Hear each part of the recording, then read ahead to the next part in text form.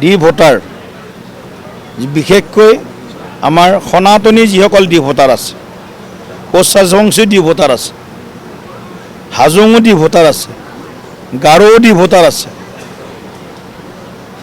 বাঙালী ভাষী আমাৰ হিন্দু সকলো ডি ভোটাৰ আছে। ভাৰতবৰ্ষত কোনো হিন্দু বিদেশী নহয়, কোনো হিন্দু ভাৰতবৰ্ষত বিদেশী নহয়।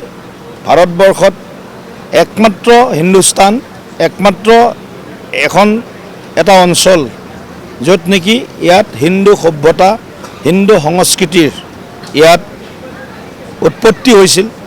আৰু হিন্দু যিটো আমাৰ জীৱন পদ্ধতি, এই হিন্দু জীৱন পদ্ধতিক বিভিন্ন পন্থেৰে যিসকলে মানে, যত মত তত পথ, যত জীৱ তত শিৱ,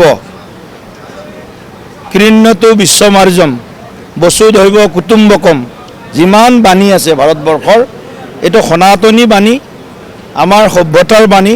এই সনাতনী সভ্যতাৰ ওপৰত বিশ্বাস কৰা প্ৰতিগৰাকী হিন্দুক ভাৰতবৰ্ষত আজি আমি তেওঁলোকক স্বাভাৱিকভাৱে তেওঁলোকক থাকিব দিয়া, তেওঁলোকক সংৰক্ষণ দিয়াৰ আমাৰ এটা ৰাষ্ট্ৰীয় কৰ্তব্য আছে। আৰু ইয়াত কোনো ধৰণৰ কোনো লুকাই চুৰকৈ কথা কোৱাৰ প্ৰয়োজন নাই।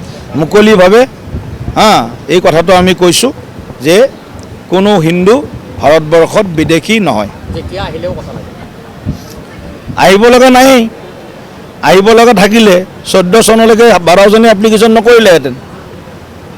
কাপ আমি গৃহীত কৰাৰ পিছত, নাগৰিকত্ব সংশোধনী বিধেয়ক গৃহীত কৰাৰ পিছত 12জনে মাত্ৰ এপ্লাই কৰিছে নাগৰিকত্বৰ কাৰণে। তাৰে 3জনক নাগৰিকত্ব দিয়া হৈছে, বাকী কেইজনমানক নাগৰিকত্ব সন্দৰ্ভত তাৰ বিচাৰ প্ৰক্ৰিয়া বা সোধা পোছা চলি আছে। গতিকে এই যিটো এটা ফেক নেৰেটিভ বনাব বিচাৰি আছে যে 24তো হিন্দু আহিলে পাব নেকি, আইন সংশোধন হৈছে হয়, কিন্তু 24ত আৰু হিন্দু আহিব লগা নাই। আৰু বাংলাদেশত যিসকল হিন্দুৰ ওপৰত অত্যাচাৰ কৰি বাংলাদেশত হিন্দুক মাৰি নিক্ষেপ কৰি পেলাইছে, এতিয়া বাংলাদেশৰ পৰা হিন্দু আহিব লগা নাই।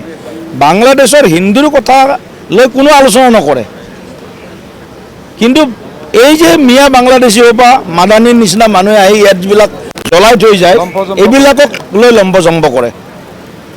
আমাৰ মূল শত্ৰু কোন আৰু মিত্ৰ কোন, এইটো যদি অসমীয়া আজি চিনি উলিয়াব নোৱাৰে, তেতিয়াহ'লে দ্বিতীয় কাশ্মীৰত পৰিণত হোৱাত বেছি দিন নালাগে। আৰু এটা কথা আমি নিশ্চিত দিব পাৰোঁ, বিজেপি থকালৈকে ইয়াত কোনো ধৰণৰ তেওঁলোকৰ নেৰেটিভক আমি ইয়াত প্ৰতিষ্ঠা কৰিবলৈ নিদিওঁ।